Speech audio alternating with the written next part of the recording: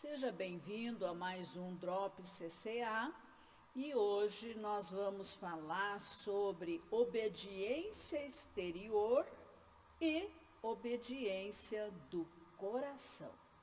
Qual a diferença? Quando Jesus esteve aqui na terra e proferiu o Sermão do Monte, aliás, nós continuamos ainda dentro do Sermão do Monte, ele trouxe ajustes que precisavam ser feitos, porque os fariseus, os escribas, estavam acrescentando suas próprias interpretações à lei e assim ensinavam o povo. E esses acréscimos haviam sobrecarregado a pureza da lei de Moisés. Vamos destacar duas expressões de Jesus em Mateus capítulo 5, versículos 21 e 22. Vocês ouviram o que foi dito aos seus antepassados. Jesus dizendo, ao seu público ali, aqueles que o estavam ouvindo quando ele proferia o Sermão do Monte. E depois ele disse, mas eu digo a vocês.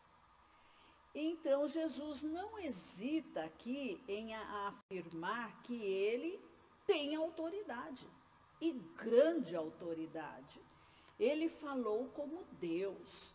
Jesus não foi um mero mestre, não foi um escriba, um fariseu ou um profeta simplesmente, mas muito mais do que isso. Ele era Deus Filho em forma humana, apresentando a verdade divina.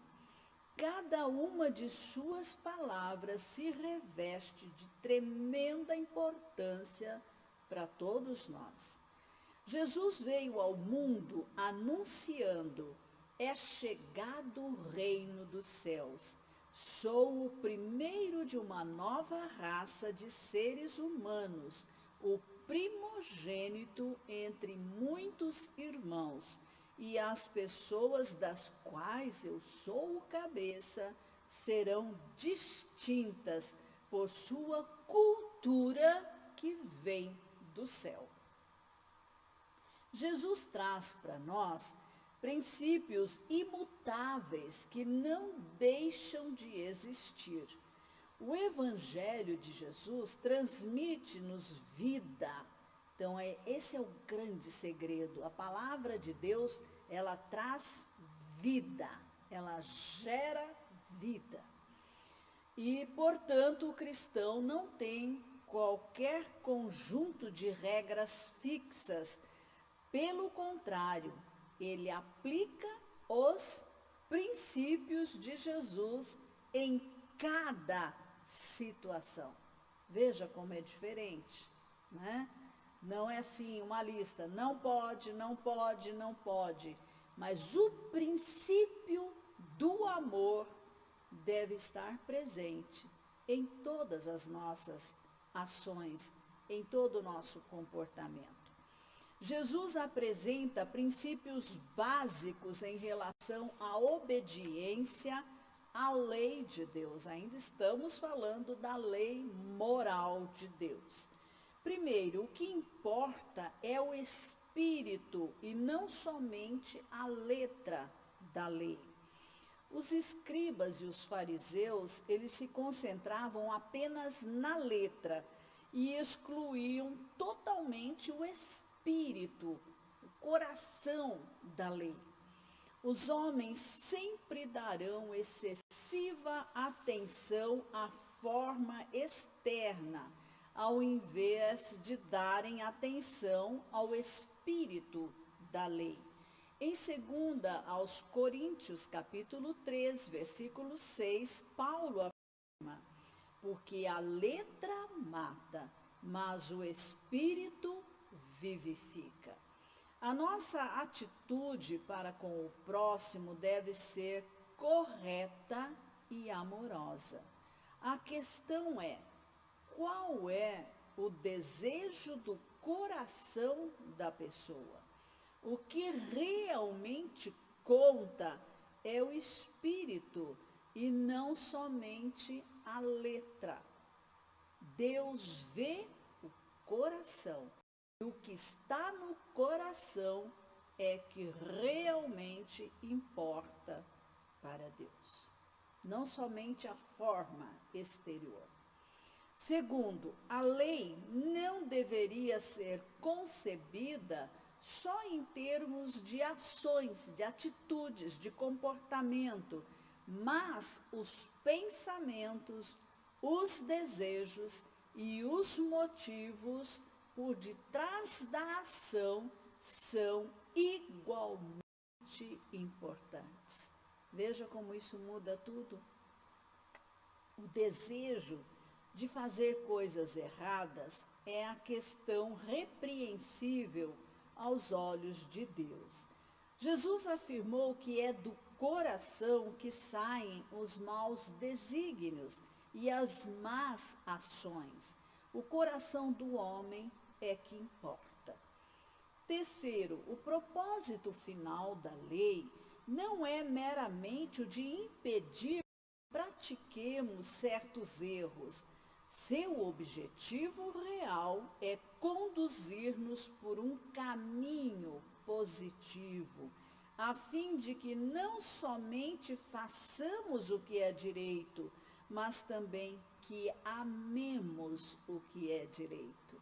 Então, o que é correto nós vamos fazer porque nós amamos fazer o que é correto, não por obrigação, não para não ser pego em flagrante. Quarto, o propósito da lei é o de promover o livre desenvolvimento do nosso caráter. Livre desenvolvimento do nosso caráter. Não deveríamos pensar que o caminho da vida cristã, o caminho da vida santa, seja algo difícil, penoso, que uma servidão, uma escravidão. De maneira nenhuma, não pode ser assim.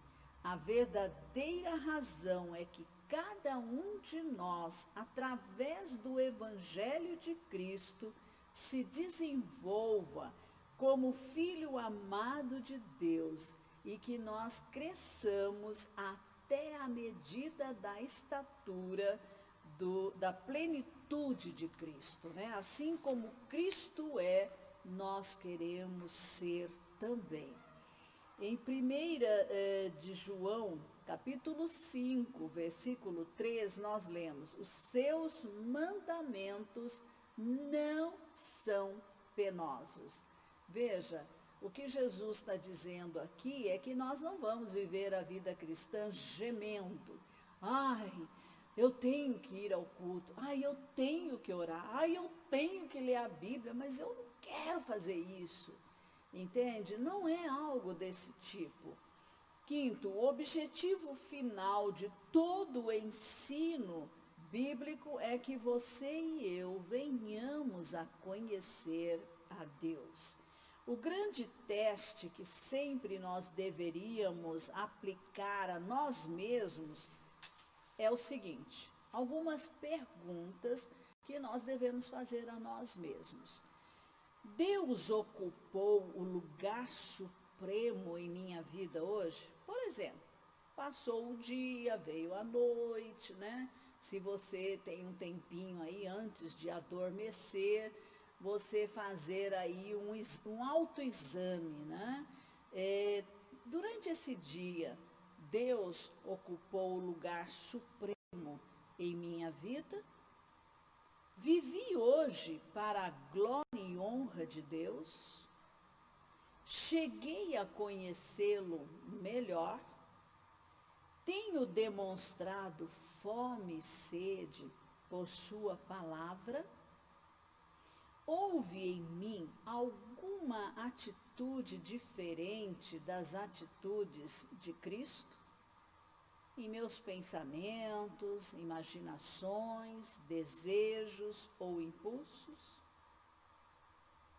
Veja, esse é o verdadeiro autoexame. Em outras palavras, devemos nos examinar à luz do exemplo de Jesus. O que importa é o espírito e não a letra apenas da lei, né? Os elementos importantes aí são o intuito, o objetivo, o propósito da lei. E é fundamental saber que não podemos viver a vida cristã a parte de um relacionamento verdadeiro, íntimo com o Espírito Santo, porque Ele é o nosso ajudador, fortalecedor, mestre, guia. Por isso o Espírito Santo veio habitar em nós, né? Quando nós cremos em Jesus. Então o cristão é alguém que até pode cair, mas se recusa a ficar no chão.